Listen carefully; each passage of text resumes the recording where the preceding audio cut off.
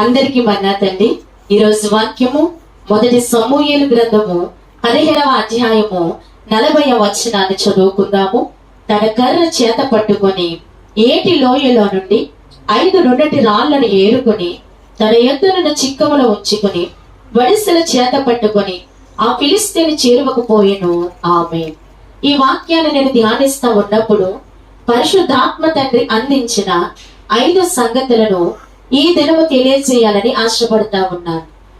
ఇక్కడ దావీదు గారు కనబడతా ఉన్నారు, ఫిలిస్తీయుడైన గొలియాతు కనబడతా ఉన్నాడు. దావీదు గారు యుద్ధమునకు పోవచ్చున్న సమయంలో ఏటి లోయలో నుండి 5 నున్నటి రాళ్లను ఏరుకొనిట. ఈ సంగతి ధ్యానిస్తా ఉండగా ఆత్మ తండ్రి బయలుపరిచిన 5 సంగతులు. ఏటి లోయ దేనిని సూచిస్తా ఉంది? దావీదు దేవుడితో కలిగిన భక్తి జీవితము, భక్తి ప్రవాహము.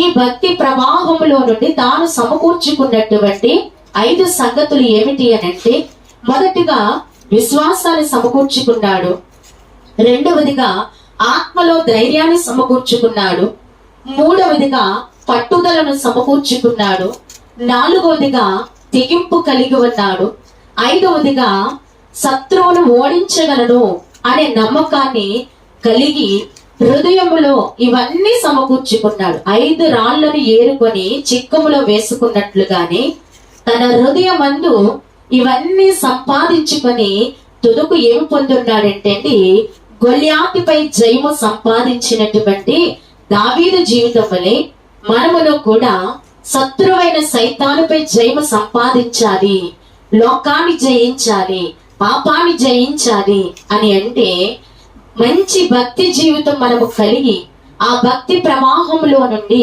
మనము కూడా ఏమి సంపాదించుకోవాలండి? గొప్ప విశ్వాసాన్ని సంపాదించుకోవాలి, గొప్ప పట్టుదల మనము కలిగి ఉండాలి, ఆత్మధైర్యాన్ని కలిగి ఉండాలి, శత్రువును ఓడించేటువంటి బలాన్ని, నమ్మకాన్ని మనం ఎప్పుడు కలిగి ఉంటామో శత్రువు అవలీలగా మన కాళ్ళ కింద చితకద్రొక్కబడి జయము మనదే అవుతుంది. కనుక ఈ వాక్యం వినుచున్న వారికి అట్టి జయ జీవితం ప్రభు అనుగ్రహించును గాక. ఆమేన్.